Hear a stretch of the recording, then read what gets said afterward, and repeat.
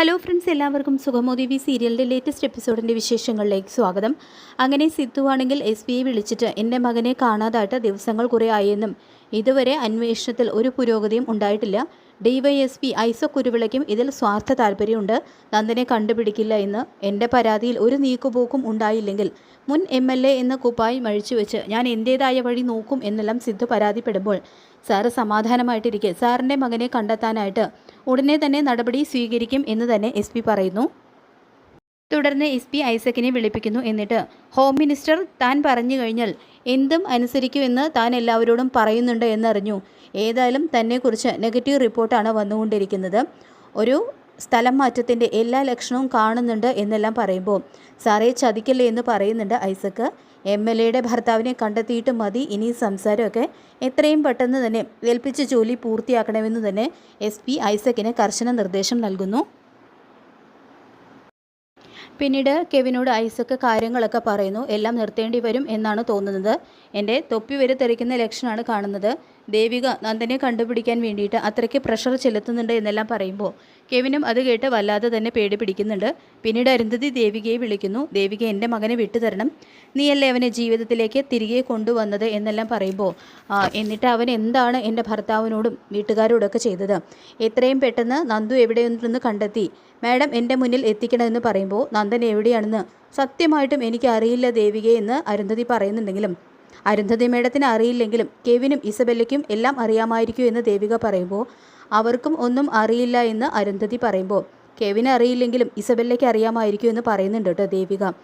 ഋഷിയെ എന്തായാലും ഞാൻ ദ്രോഹിക്കില്ല, പക്ഷേ നന്ദൻ എവിടെയുണ്ടെങ്കിലും കണ്ടെത്തി തരേണ്ടതിൻ്റെ ഉത്തരവാദിത്വം മേഡത്തിന് തന്നെയാണെന്നും ദേവിക തീർത്തു പറയുന്നു. പിന്നീട് ദേവികയുടെ അടുത്ത് എത്തുകയാണ് ശാരിക. തുടർന്ന് അരുന്ധതി മേഡം വിളിച്ചിരുന്നുവെന്നും അവർക്കും നന്ദൻ എവിടെയുണ്ടെന്ന് ഒരു അറിവും ഇതുവരെ കിട്ടിയിട്ടില്ല എന്നുള്ള കാര്യങ്ങളെല്ലാം ദേവിക പറയുന്നു.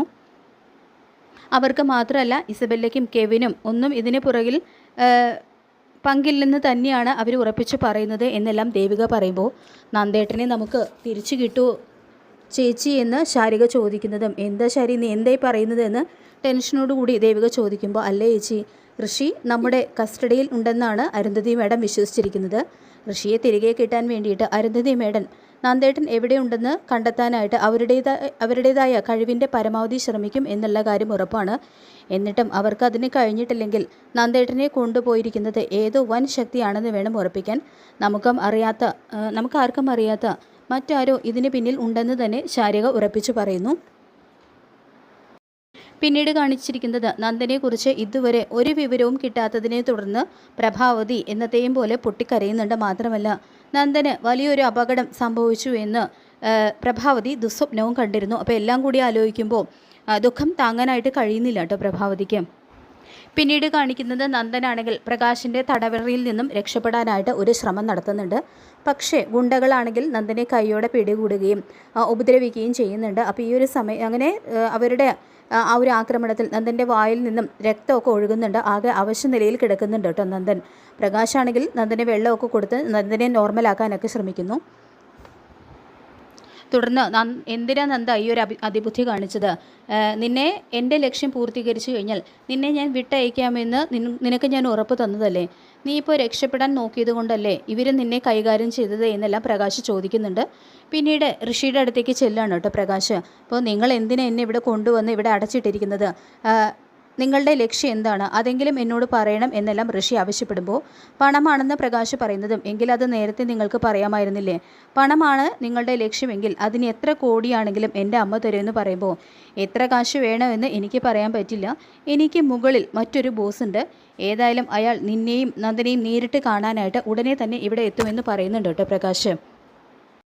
അങ്ങനെ എല്ലാത്തിനും പിന്നിലെ മറഞ്ഞിരിക്കുന്ന ആ യഥാർത്ഥ ശത്രു നന്ദനെയും ഋഷിയെയും കാണാനായിട്ട് അവരെ പാർപ്പിച്ചിരിക്കുന്ന ഒരു സ്ഥലത്തേക്ക് വരുന്നുണ്ട്. അപ്പോൾ പ്രകാശാണെങ്കിൽ മുഖം പകുതി മറച്ചു വെച്ചുകൊണ്ട് ആ ബോസിനെ സ്വീകരിക്കാനായിട്ട് നിൽക്കുന്നു. ഏതായാലും ഇനി നന്ദനെയും ഋഷിയെയും അവിടെ തടവറയിൽ പാർപ്പിച്ചിരിക്കുന്നതിൻ്റെ യഥാർത്ഥ ഉദ്ദേശം എന്താണെന്ന് ഉടനെ തന്നെ വ്യക്തമാവാനായിട്ട് പോവാണ്.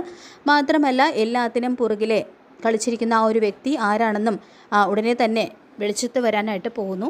അപ്പോൾ നമുക്ക് കാത്തിരിക്കാം വരാൻ പോകുന്ന അടിപൊളി എപ്പിസോഡുകൾക്കായിട്ട്. ഈ റിവ്യൂ ഇഷ്ടപ്പെട്ടെങ്കിൽ ലൈക്ക് ചെയ്യുക, ചാനൽ കൂടി ഒന്ന് സബ്സ്ക്രൈബ് ചെയ്ത് സപ്പോർട്ട് ചെയ്യുക. താങ്ക്